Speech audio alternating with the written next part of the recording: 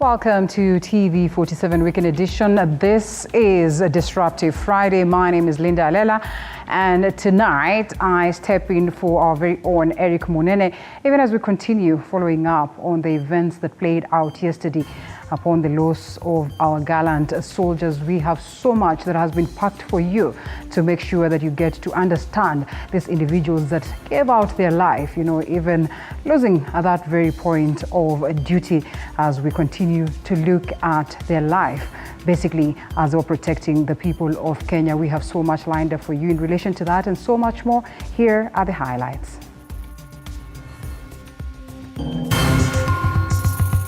Tonight, the family of the late Chief of Defense Forces in the country, General Francis Ogolla, continues with the burial plans at his home.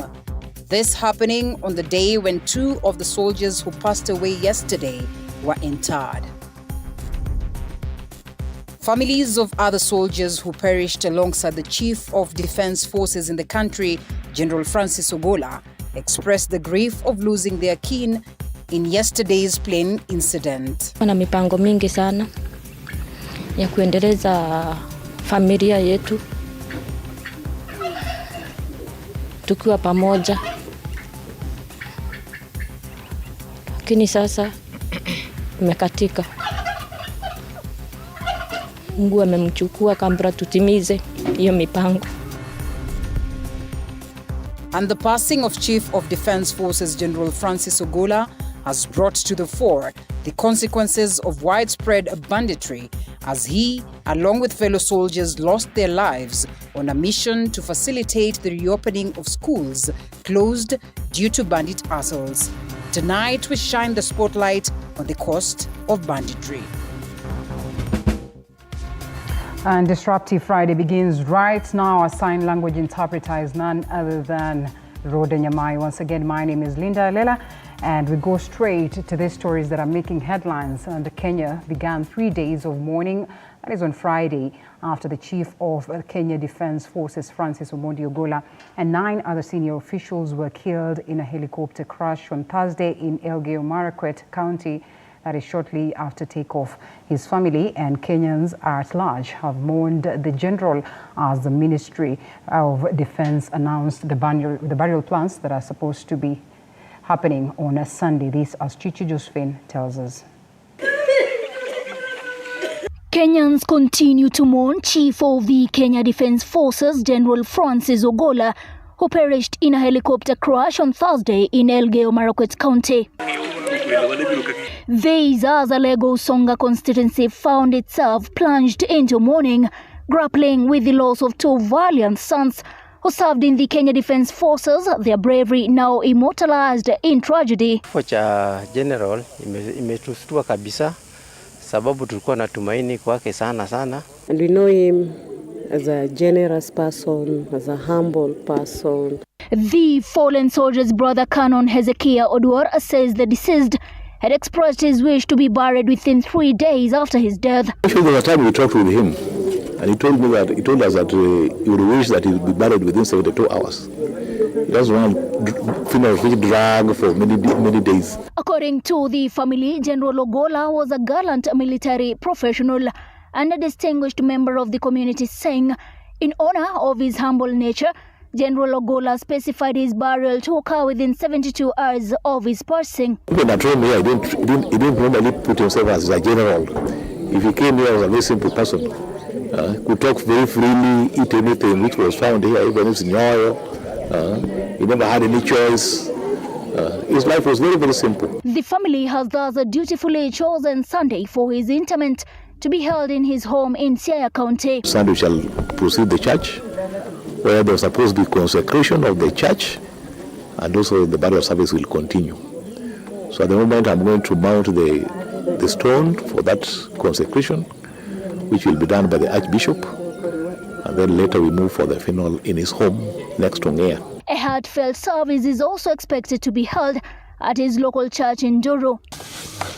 At the same time, the Ministry of Defense in a press release noted that the general will be buried on Sunday, April 21st, 2024, at his home in Ngea Village in Siaya County, in accordance with his wishes.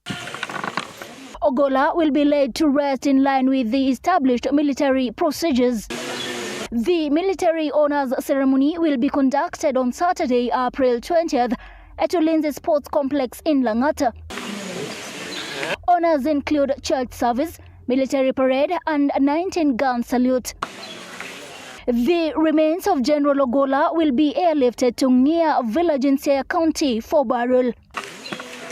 A memorial service will later be held on Friday, 26, 2024 at the Ulinzi Sports Complex in Lang'ata. Chichi, Josephine, TV47. Now, as the country continues to mourn the senior military officers who died in a chopper crash in Elgeyo Marakwet County, two of them, including Brigadier Swaleh Said and Captain Sora Mohammed, were laid to rest today. Following the Islamic norms, Brigadier Swaleh was laid to rest at Kikambala, Kilifi County, and Captain Sora Mohammed was laid to rest at Moyale, Marsabit County. Rugaival with that.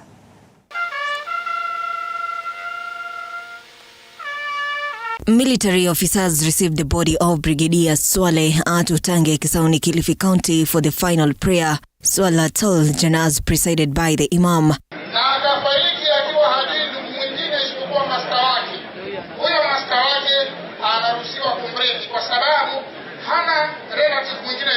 The deceased Brigadier Swaleh was later laid to rest at Kadzengo, Kilifi County.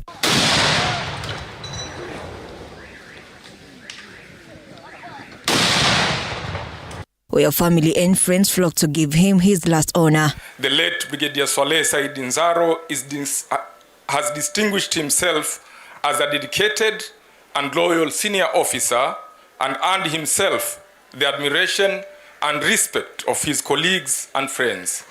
Ilikuwa safari ya kuleta usalama katika eneo lile la North. Tunaomba watu wa kule pia wachukue fursa hii ya msiba huu wa Swaleh was buried in accordance to the Islamic norms and traditions. Cabinet Secretary for Gender, Culture, Arts and Heritage Aisha Jumwa was one of the leaders who graced Swaleh's burial.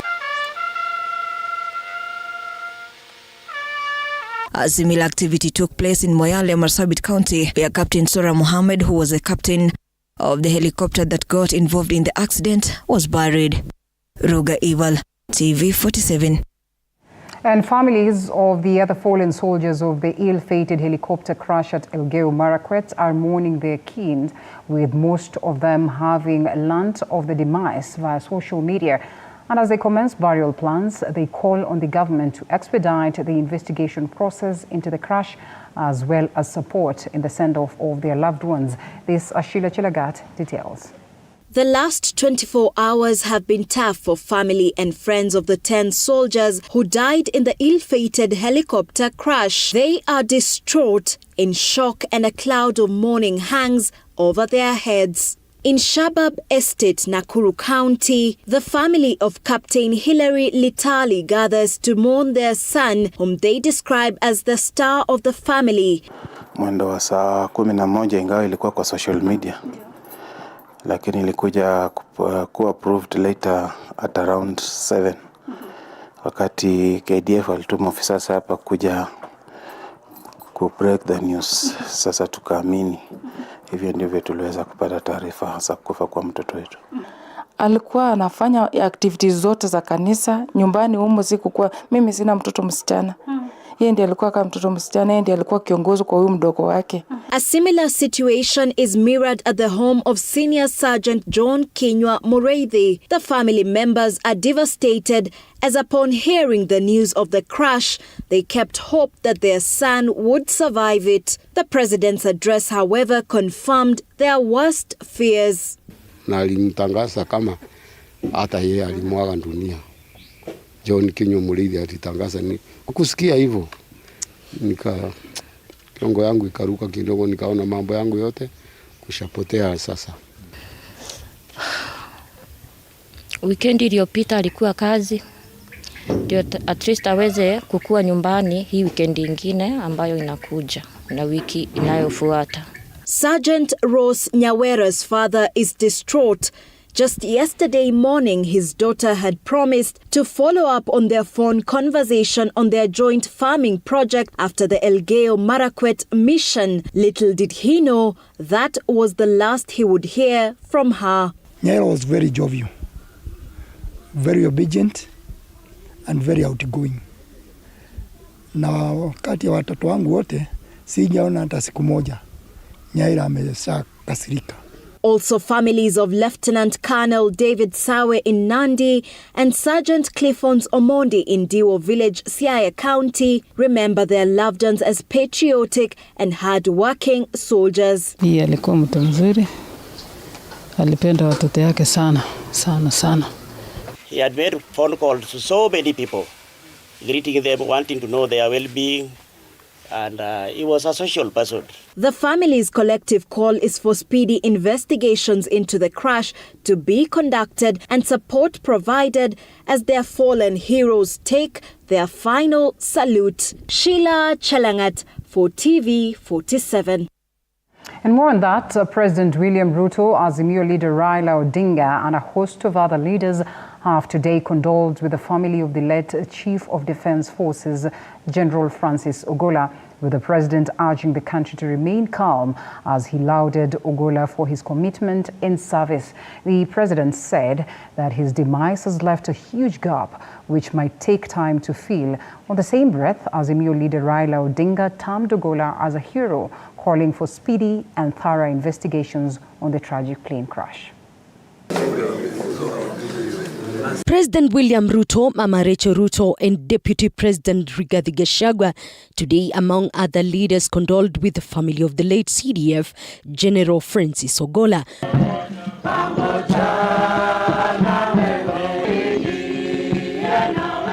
President William Ruto urging the nation to stay calm during the mourning period, terming the late Ogolla as a hero and a committed leader who has left a huge gap which might be an uphill task to fill in the forces and in the country at large. There is one appointment that I made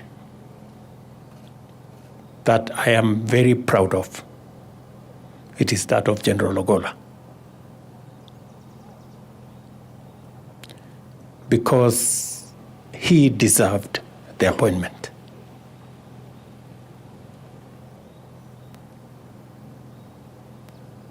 And he was a professional. He was a leader. And in the short time that he was our Chief of Defense, he made a difference. The president stating that the government will work hand in hand with the family to give the late general a befitting send-off as per traditions of the person of his stature. Over the last 1.5 years,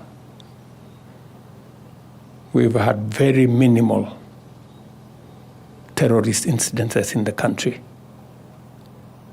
It's because General Ogolla was smart. He knew what to do. He provided leadership. Late into the night, he would call to brief and to get clearance.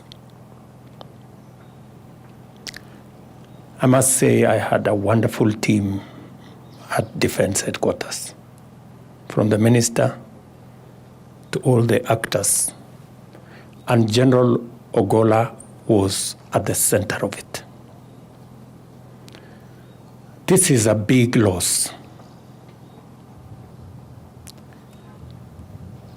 to the country. The Azimio Brigade, led by Raila Odinga, who also condoled with the family, mourned the late General Francis Ogolla as an astute leader and a unifying figure, calling for thorough investigations in the accident. We are therefore saying that this is of great concern to all Kenyans. It needs serious investigation, and it raises pertinent concerns about our the safety of our airspace, and especially of our disciplined forces. We need a serious relook into our security equipment, especially the aircraft, and we need to undertake a complete overhaul. The late Chief of Defence Forces, General Francis Ogolla, will be laid to rest on Sunday in his home village, Alego Usonga, Siaya County. Elizabeth Mutuko, TV47, Nairobi.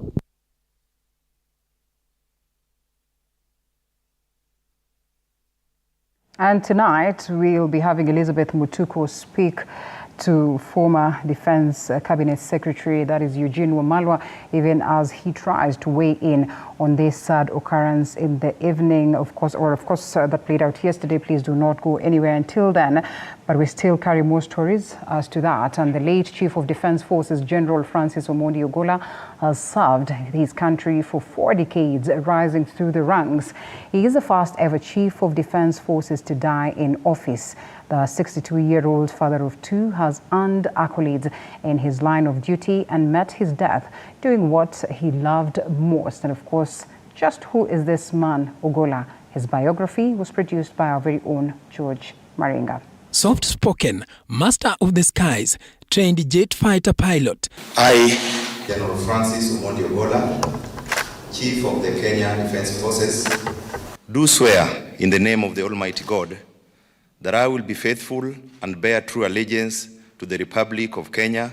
Thrust into the public limelight following his 40-year illustrious career that catapulted him to the rank of a 4-star general and chief of the Kenya Defense Forces. I'm proud of the achievements you made and welcome back home. You've done your bit and you've accomplished the mission for which you are sent. So karibuni sana nyumbani. The late General Ogolla attended Nduru Primary School in Alego Usonga until class 6 before he joined his brother Canon Oduor in Homa Bay at Lala Primary, where he was a staff member. At the age of 22 years, General Francis Ogolla joined the Kenya Defense Forces on 24th of April 1984. He was commissioned as second lieutenant on 6th of May 1985 and posted to the Kenya Air Force. His first duty post was the Moi Air Base, and his star started rising.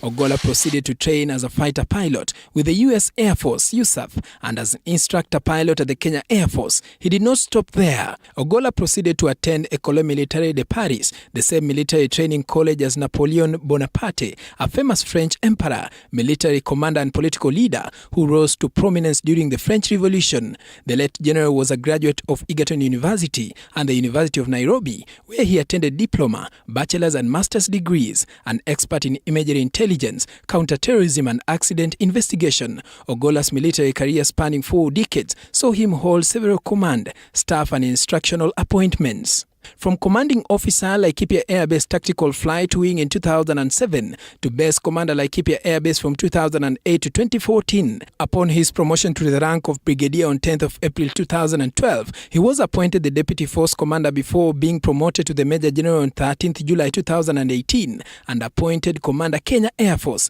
His promotions did not end there. On 23rd July 2021, he was promoted to the rank of Lieutenant General and appointed the Vice Chief of Defense Forces. He held that position until 28th of April 2023, when he was promoted to the rank of General and appointed the Chief of Defense Forces by President William Ruto. So proficient was he in his work that his boss, the Commander-in-Chief William Ruto, praised, fondly terming him as friend and an ally.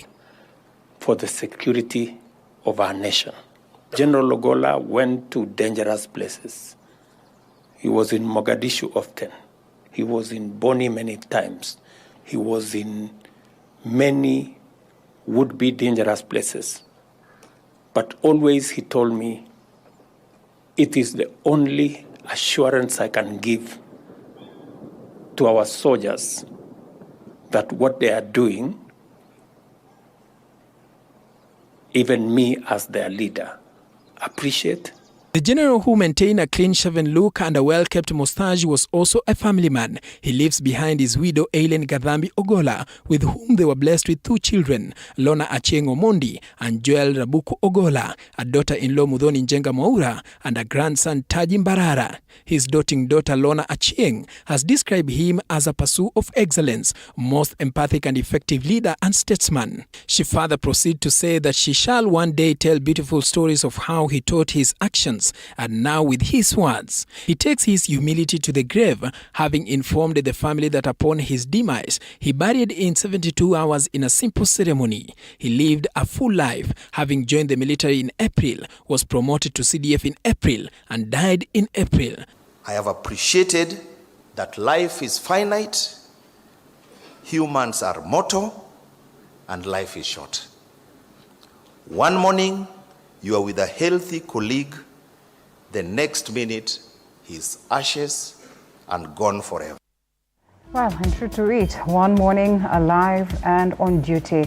Before you know it, 2:20 East African time, you have lost your life. That is the story of the fallen gallants. And of course, we continue to follow up on this. Remember, Elizabeth Mutuku had a sitting with former Defense Minister Eugene Wamalwa, and later on we'll be getting to hear his view on this, even as he calls on board for speedy investigations as to the plane crash. Allow us to take a short break, and then we'll come back with that and more.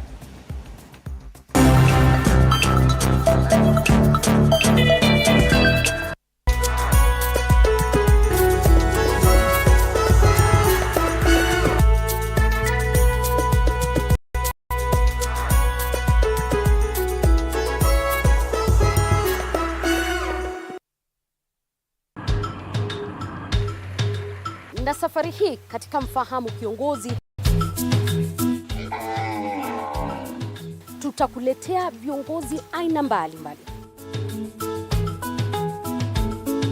Nikuwe na Nisani kama 10 na pia nikuwe menua minibus. Minibus nikoniwa. Kushinda unaangalia simu ya mzee, soma Biblia ama ingia kwa washroom ujisugue mpaka nimetoa hivi. I don't know whether any of my children would want to get into the political field. Sijajua bado. Kila Alhamisi saa 1:30 kuendelea.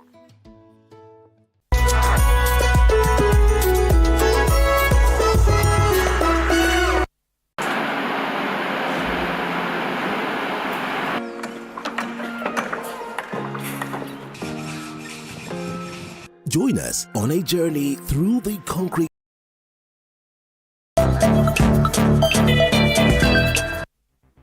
All right, and welcome back to the broadcast, even as we continue with this sad situation and stories in relation to the same right here in the country, the death of Chief of Defense Forces General Francis Ogolla right here in the country. And of course, it brought to the fore so much so in relation to the banditry attacks. But before then, let's briefly take a look at the itinerary as to how, like we have rightfully said, right from morning, stepping out of the house and onto duty, knowing very well that, you are set to see the day.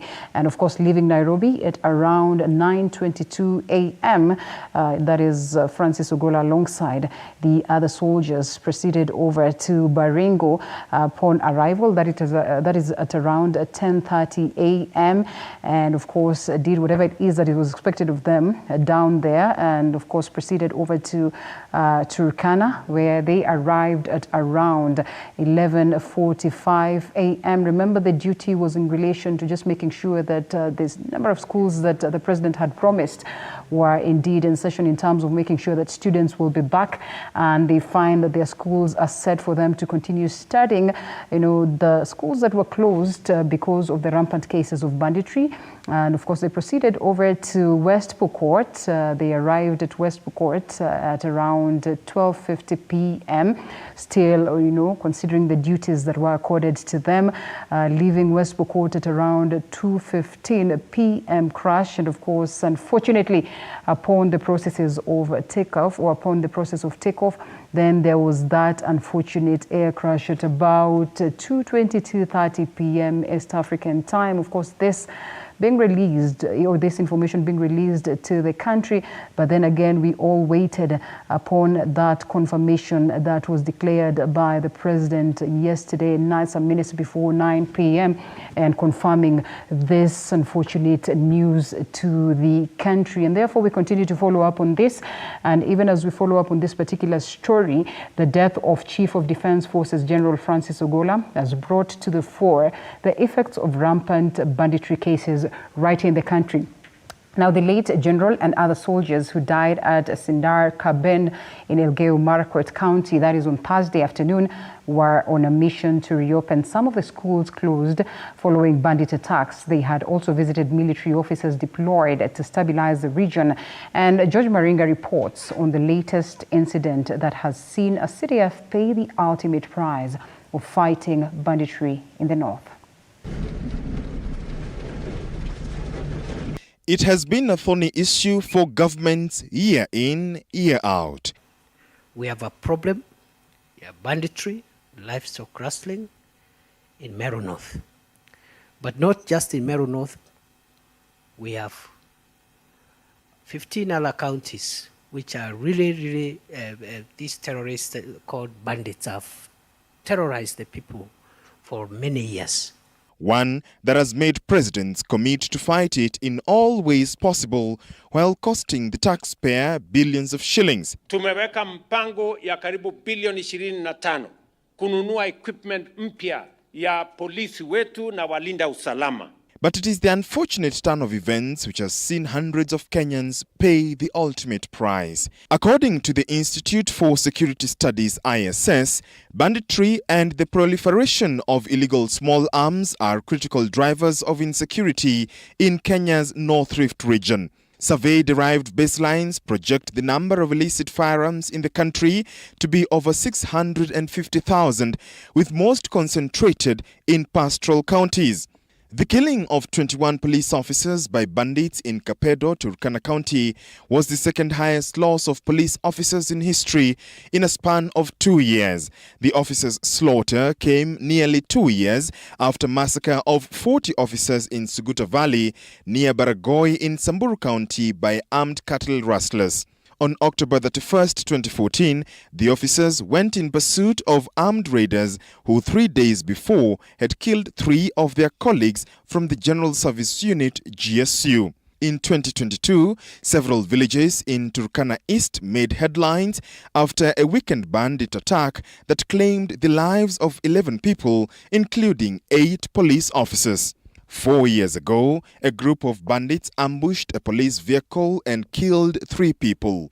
In 2018, then Interior CS Dr. Fred Matiang'i toured Kerio Valley after death stalked the region, leaving other residents maimed. Mitigation of the mayhem, security experts argue, requires to be handled differently. In the world, we have but only 2 powers. Okay. We have the power of the sword and the power of the mind. And in the long run, it's always the power of the mind that wins over the power of the sword. We've been trying to use the sword in dealing with banditry in North Rift Kenya for a very long time. And I believe from history, I remember the first military operation that was conducted in those areas was in 1908. Not even in independent Kenya, but the colonialists, they did an operation. Interior CS Professor Kithure Kindiki has issued several warnings as the government promises to deal with banditry once and for all. I want to give you my commitment.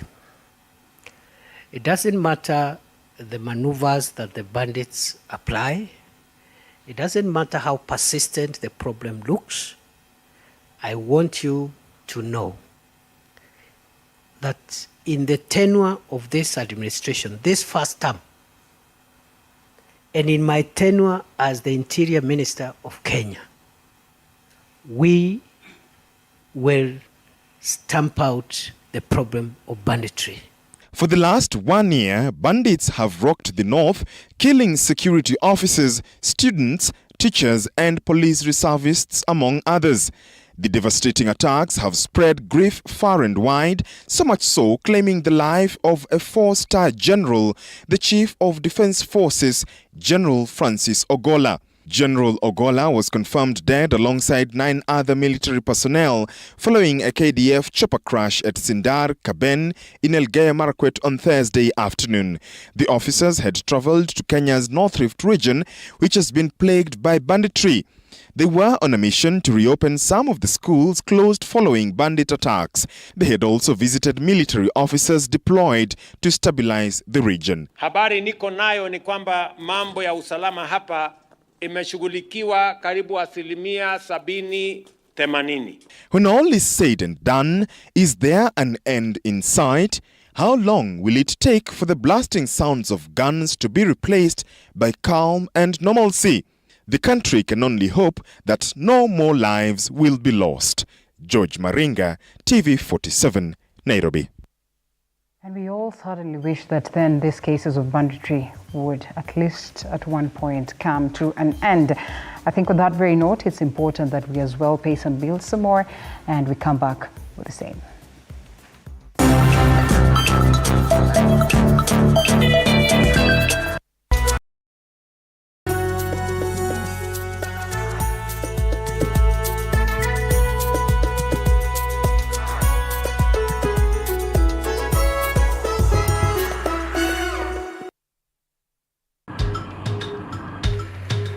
Na safari hii katika Mfahamu Kiongozi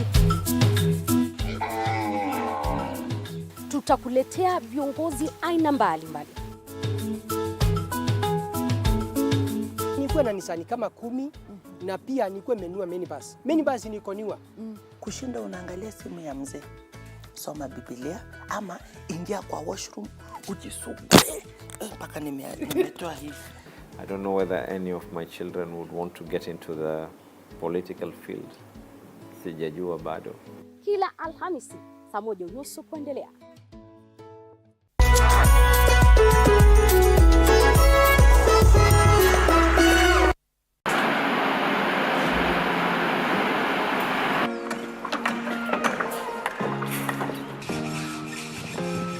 Join us on a journey.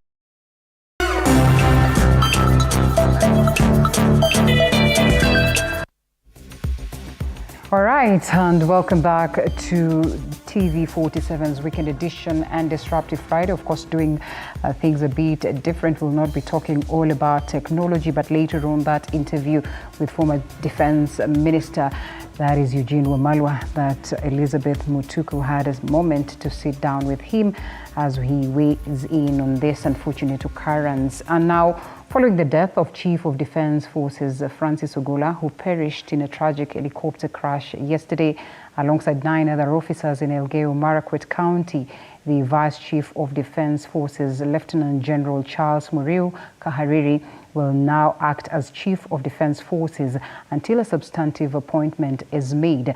Our reporter Nelson Mureza on the succession plans of the Chief of Defense Forces. Following General Ogolla's death, Lieutenant General Charles Muriu Kahariri will now act as the Chief of Defense Forces until a substantive appointment is made. According to security consultant George Musamali, the procedures for the succession for the CDF are in accordance with the Tonje's rule, which directs that the Chief of Defense must be rotational, coming from all units of service. It's happening for the first time in the Republic of Kenya. We've never lost a CDF before. But basically we have the normal drills that are supposed to be carried out for a person of that stature. And being a CDF, automatically it means that we'll need to have a state funeral organized by the military for him and also the government. And at the end of it all, we will have a 21-gun salute in honor of the fallen soldier. According to the expert, the appointment of the next CDF will be based on the Tonje's rule, which stipulates a rotational system in terms of appointing the CDF. We will base this on the Tonje rules because when Tonje was the CDF, he came up with the rules that stipulated how we are going to have a rotational kind of system in terms of appointing the CDF. And basically, Ogolla was from the Kenya Air Force, and so automatically, by the Tonje rules, the next person that will take that position should come from the Kenya Navy. According to Tonje rules, since General Ogolla was from Kenya Air Force, automatically the next person that will take his position should come from the Kenya Navy and will be deputized by an officer from the Kenyan Army. So basically, the appointment is not an issue. It's not in contest. We have that process that was started by Major General Tonje, and basically we expect that the next CDF will automatically come from the Kenya Navy. The Tonje's role originated from the leadership of General Daudi Rerimoi Arap Chepkonga Tonje, who served as the Chief of General Staff from 1996 to 2001. Before that, he commanded the Kenya Army from 1993 to 1996. General Tonje successfully advocated for the adoption of the rules by the Defense Council and urged them to be followed. Despite their significance, since the Tonje's rule lacked legal enforcement, the President retains the ability to bypass them. For instance, President Uhuru Kenyatta extended the term of all generals appointed during the presidency. Nelson Mwereza, TV47, Nairobi. Thank you, Nelson, for that report. Now, intriguing details have started emerging, even as investigators ponder on crucial and critical questions surrounding the demise of immediate former Chief of Defense Forces, General Francis Ogolla. General Ogolla perished in a fatal air crash within Elgeyo-Marakwet County alongside 9 other military officers. Officials are asking hard questions to unravel circumstances under which the air crash occurred. Among things being probed is if there was a breach of protocol leading to the loss of the most protected military man in the country. Moments after news of the tragic air incident involving senior military officials, among them the Chief of Defense Forces, General Francis Ogolla, got out, the country was sent into grief, everyone asking what had transpired. This is the first ever reported tragic death in the history of the country, involving a serving Chief of Defense Forces who had not just died in office, but died in the line of duty. So was there a breach in protocol, procedure and operations when the CDF visited an operation area? Na wakati walikuja, walikuwa ni ndege 3. Ndege ya kwanza ililand vizuri, na ndege ya pili ilikuwa na sauti ile haikuwa kawaida, na wakaland to safely na wakakaa hapo. At around 1:30 wakatoka huko, na few moments tu ndio ikaanguka kwa shamba hapa chini. The fatal air crash has left everyone perplexed with questions on just how, why, where, who and what really happened dominating the people's thoughts. Investigators have to piece this together. Tukaona ndege nyingine sasa ikitokea Jeptule livi ilikuwa na sauti nyingine si mzuri. Sauti si kama ile ya helicopter ile kamili. Wakati tulifika tu karibu chui yetu hivi, sisi tukatoroka sababu ilikuwa imekuja chini kusama miti. Tukaona propeller imenyamaza, haisunguki, hasa ikalanda chini tu pop. Wakati hapo chairman hasa ndio alipiga simu kuelezea Koskei wa KDF kwamba ndege imeanguka kwa ile shamba, sababu Koskei ndio anatusaidia kila wakati kwa hii shamba. Koskei akasema muokoe. Sasa sisi tukafahamia hasa ndege kukata mlango na kutoa tu watu huko ndani. Wale wengine walikuwa wanakuja wako wamepona, si mbaya sana, lakini wengine walikuwa wamekufa. President William Ruto has already ordered for the immediate establishment of an inquiry into the horrific incident led by the Air Force Investigations Team. The probe will include senior investigators from the Air Investigations Department, the Military Intelligence, and their counterparts from the Directorate of Criminal Investigations. It's up to the government now to have the public know exactly what happened, or at least get a brief of what actually happened that led to this aircraft. Sources aware of the ongoing investigations have revealed that they are already working on getting crucial details on the history of the helicopter that crashed. The history will include reports from the manufacturer and maintenance records. Investigators will have to travel to the scene of crime and interrogate witnesses and responders to the crash. Siwezi jua kulikuwa na dalili gani, lakini kile tu mimi niliona ni kwamba ndege ilikuwa na itilafu shida tu ya kuanguka. This will be collaborated with the mitigating factors on information from the person who allocated the plane to carry senior military officials into the operation zone. Questions emerging on why the CDF did not use his official tank plane when visiting such an operation area. Intelligence reports have also disclosed the team will keenly diagnose the technical status of the ill-fated chopper before making any conclusion. After consideration of these factors, survivors' reports will be attached and confidential and detailed findings forwarded to the President. Our source disclosed that the details and information of the probe will remain confidential and will not be shared to the public. The report will include findings on what really transpired and its recommendations. Among theories being pursued are if the accident was as a result of a technical failure or human error. The history of the pilot will also be of interest in the probe. The Air Force helicopter had a successful journey with the senior military officials on board from Nairobi to the counties of Baringo, Turkana, Elgeyo Marakwet, and were to finalize their security tour in Uasin Gishu. However, moments after takeoff from West Pokot County, the helicopter crashed and burst into flames. Only 2 people out of the 11 on board survived. This saw the tragic end to a man who was not only at the helm of Kenya's defense forces, but one whose security and protocol matches that of the president. Kenyans are asking important questions on who should carry the responsibility of such a tragic air crash, touching on the life of a senior military official and the Chief of Defense Forces. Among questions being asked is, was it necessary for the CDF to tour the region? And where was the Army commander or his juniors from the Army, as well as the Western Command Region Commander? Also, why was the helicopter used by the CDF not armored? And even though in the military they say officers don't disobey orders, was it necessary for the CDF to tour the operation area?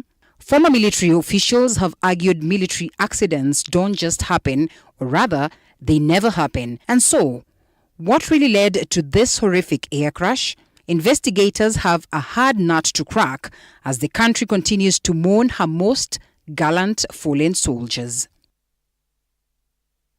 All right, there you go. And the questions will linger on until the Kenyans get the answers. Now, former Defense Minister Eugene Wamalwa has called for thorough investigations over the tragic plane crash which killed the Chief of Defense Forces Francis Ogolla and other military officers, further insisting on an overhaul of all aircrafts used by military as well as top government officers to avert future incidences and to settle the many questions in Kenyans' minds.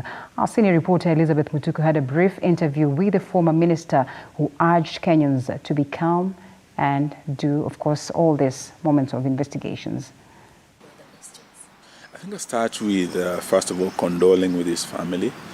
And my condolences go to his dear wife and family, and to also the families of the colleagues who are traveling with him. And we say poorly to them. This was truly tragic. The nation is in shock, and we are all grieving with them. Our prayers are with them. Our prayers are also with the 2 survivors, and we want to request that they be given the best possible medical care and that they be secured, because they're the only ones who would live to tell as to what happened. Many Kenyans have raised many questions as to how this happened, because this was the first time in the history of our country since independence that the Chief of Defense Forces has died in office and has also died in the line of duty. We have had many CDFs, right from General Ndolo. We also had General Tonje, we had General Mulinge, we had Kianga, we had Kibwana, we had Mwathethe, all the way to Kibochi, whom General Ogolla succeeded. They are all alive. It's only Mulinge who left us, but through natural causes. But when you look at all the other generals, whenever we have had our military ceremonies, they have been attending. And you saw General Tonje today. He's aged but very clear-minded, and he left a great foundation for our military of succession. And that is how the General Ogolla was able to succeed General Kibochi and become the CDF. You do recall after the elections, there were those who were opposed to him taking over. There were those who were saying he was part of the team that visited Bomas and wanted to subvert the will of the people, and all sorts of allegations. So if it was up to them, I believe General Ogolla would never have risen to the top echelons of leadership. But because of the Tonje rules and the foundation that was left and the great tradition in our military, there is no vacuum, and the military remains very stable, and we are happy with what has happened, but very saddened that he had left us even before completing a year in office. He was a great leader, a great soldier, an officer, and a gentleman. In the ministry, you know, we have the military side and we have the civilian side. So the Vice Chief of Defense Forces was really like my right-hand man. He's the one who was the bridge between the civilian side and the military side. So we did quite a lot together, traveled in this country, visited all the services, went to the Navy in Mutongwe, went to the Army where Lieutenant General Koipoton was there. We visited the Air Force. General Menda hosted us. And we were also able to do a lot of things in the region. And Kenya being an anchor state, apart from working with Uganda and many meetings we had there in Arusha, because I was the chair now of the defense ministers, and he was representing General Kibochi as in the CDF meeting. So we did quite a lot, and internationally, all the way to the Pentagon, all the way to London, all the way to Jordan and the Middle East, Bahrain. We did quite a lot together. I feel like I've lost not just a colleague, not just a friend, but a brother, a true brother. You seated, I heard you say that the country should stop speculations. However, as Mio has called for investigations, and I was left wondering, why do you first believe that our country, LKDF, is going to conduct the required investigations, or we should embed other forces? I believe there are more questions than answers. Kenyans are asking a lot of questions, and it is absolutely necessary that thorough and immediate investigations are carried out. That is what we are asking, and that is what every Kenyan is asking. They want to know exactly what happened. And that is something I've been urging Kenyans not to speculate, because all the questions they are raising, including why these aircraft, why those junior officers, why inspect classrooms, all these questions can be answered in this wide-ranging and deep investigation that will give Kenyans answers, because the CDF comes only second to the Commander-in-Chief. CNC is the most protected person in the Republic, and by our military. The second most protected is not even the minister or the deputy president, it is the CDF. This is their leader. And his security, his welfare is something that cannot be compromised. So I want to urge Kenyans not to speculate. Investigations will be carried. Our laws have mandated institutions to carry out these investigations. But what Kenyans are also asking, that no effort should be spared, no resource should be spared, including international experts and investigators, to come in so that everything is laid bare to know what happened, and also for the future, so that we don't have this recurring again in future. Now let us honor our hero. He had asked that he should be sent off within 72 hours. I believe KDF will honor the wishes of the family and will work together with the family to ensure we give him a dignified send-off. We are all preparing from tomorrow to go down and join the family for the burial on Sunday. For now, let us focus there. After that, after his burial, let us come back and continue asking these questions and allow investigations to go on. What I would urge is that we should not suspend this or leave the country in suspense for too long. Let expeditious and thorough investigations be carried out. What we are asking as part of our statement is the investigation should be wide enough to also know the airworthiness of our air assets. Because as you know, we restructured the military and we created a department that is in charge of our air assets. And that National Air Support Department is based at Wilson. So we must find out if a thorough assessment can be done to establish the airworthiness of all our air assets. The other thing that must be done is the serviceability of these assets, because we're not just talking about the safety of our officers. We're also talking about the safety of senior government officials who use these air assets, including the helicopters, including the Dash 8 that transport senior officers of government. What has happened has never happened before. It's an unprecedented development. So I believe they're equally in shock, just like all the other Kenyans. And that is why it is absolutely necessary that these investigations be done expeditiously and in a thorough manner so that all the questions are answered and this matter is laid to rest. That would also be good for our military as we move forward. As I've said, because of the Tonje rules and everything, succession, there's no vacuum in the military.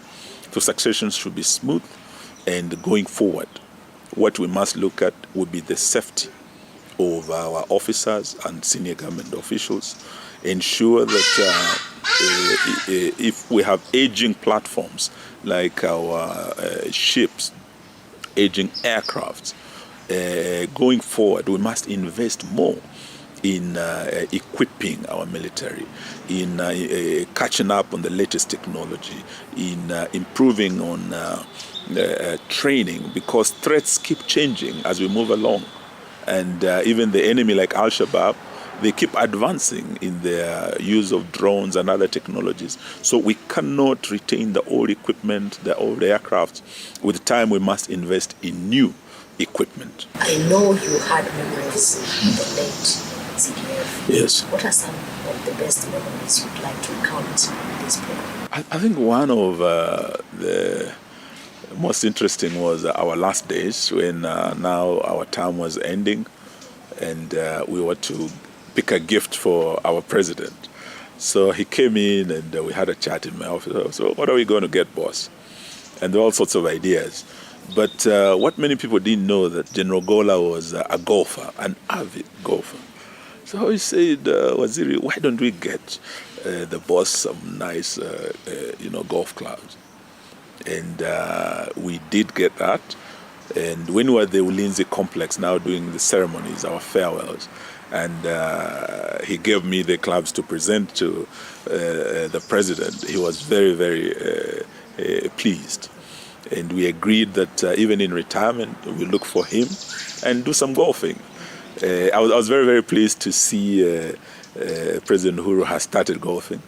So I was looking for the general to tell him, looks like our golf clubs are working. So let's find for some time, and we challenge the president to a game. Unfortunately, he has left us. I remind the former president of the golf course that General Ogolla left, but he left us some fine golf clubs. The military have a song and they have a saying that soldiers never die, they just fade away. General Ogolla has not died. He has faded away. He did his tour of duty, and he's waiting for us on the other side. We will meet again. Keep faith and keep praying. And our prayers are with you.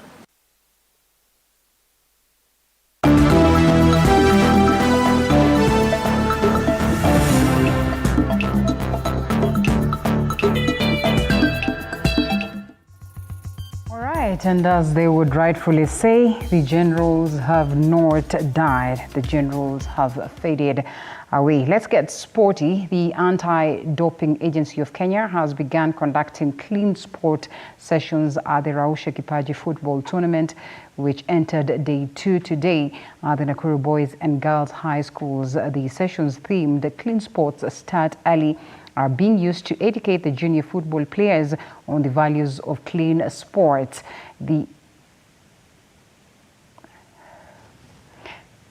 Now, the Rausha Kipaji football tournament entered day 2 today in Nakuru, and after thorough age checks to avoid age cheating, the players of the different age categories are also being educated on the importance of clean sports.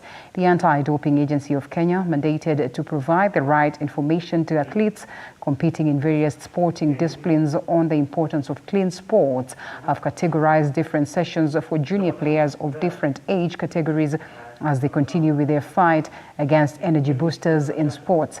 These sessions provide information to the players on the areas to avoid a sports person that will ensure continuity of playing time for the players as juniors up until when they reach the elite level. In the previous editions that we've only had one category for girls. This year we are fortunate to be having 3 categories. So I will say, as we continue to grow, we will like to have an equality of the boys and the girls in terms of competition. It's a position of Anti-Doping Agency of Kenya that clean sports information needs to start early, so that we provide the young athletes the right information to have the right virtue as a deterrence to engaging into doping.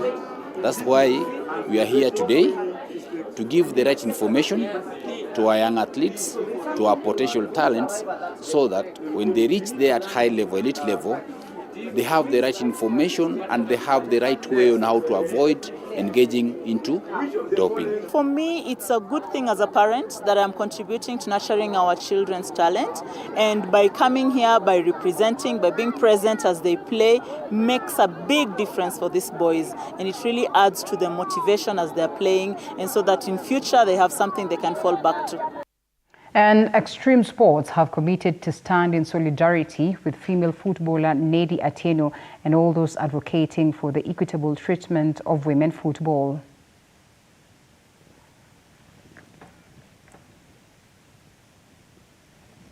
Now, speaking during the initiative support event, Extreme Sports CEO Hussein Muhammad Said said that they are going to stand in solidarity with Nedi Atieno and all those advocating for equitable treatment of women's football.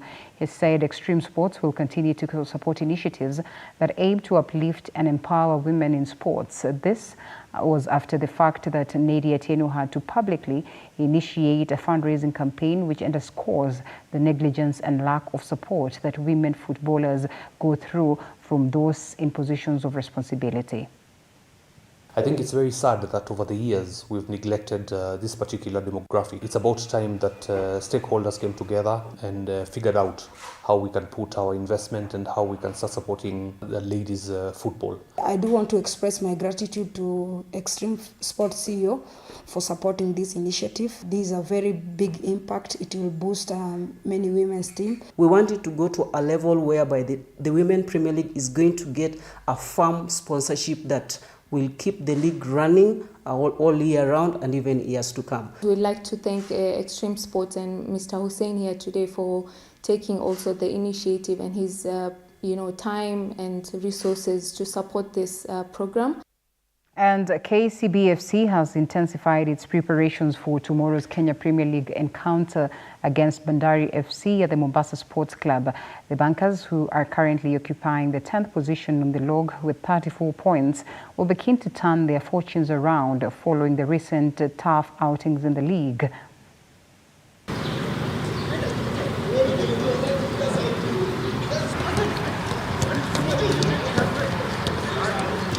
Now, striker Derek Otanga and Philemon Nyakwakwa are expected to lead the attack for Mwalala's charges, while the trio of Faraj Ominde, Danson Namasaka and Henry Ochieng forms the midfield Collins Neto, who who recently joined KCB, did not travel with the squad. Captain Brian Oching will also miss the fixture due to a toe injury, while midfielder Michael Mutinda is still ruled out for his long-term injury.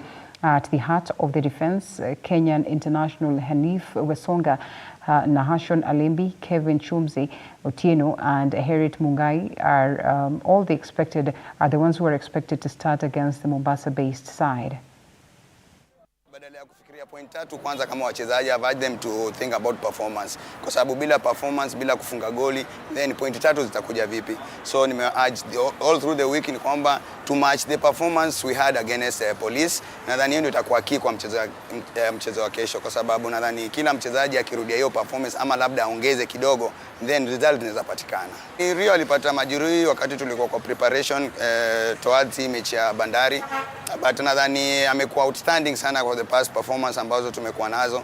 I mean results, lakini nasema kwamba reason ya wachezaji kuwa na wachezaji karibu 30 kwa team ni matokeo kama ambayo yatajitokeza. So nadhani ukiona kama Rio ndio ametuachia pengo kidogo, lakini naamini kwamba Faraji yupo, Chetambe yupo, mchezaji kama Tiore yupo ku step up. So nadhani wata step up vizuri sana because tumeprepare.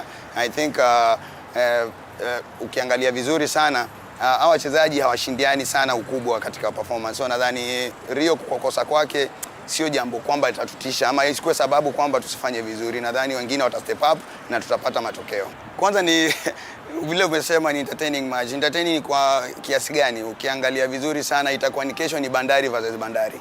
Ukiangalia wachezaji wengi sana wa KCB wametokea Bandari. Tuna Bernard Odhiambo, tuna Faruk Shikalo, Chetambe, tuna Faraji. So unapata itakuwa ni mchezo wa kusisimua sana ukizingatia kwamba hao wachezaji wengi wamepitia Bandari, na pia ambao walitoka kwetu wengi wapo wapo pale Bandari. So 58 minutes past the top of the hour. I think it's now time that we say kwaheri. We still have a long day tomorrow, even as we follow up on the events of the fateful plane crash as well as Sunday. So we certainly hope that you will stick or perhaps make it TV47. It's always good to have you, and of course bringing you the latest updates of news. My name is Linda Lela. I look forward to see you again tomorrow. My sign language interpreter, none other than Rhoda Nyamai. We close it at this very point. Once again, see you tomorrow. Do have yourself a lovely night.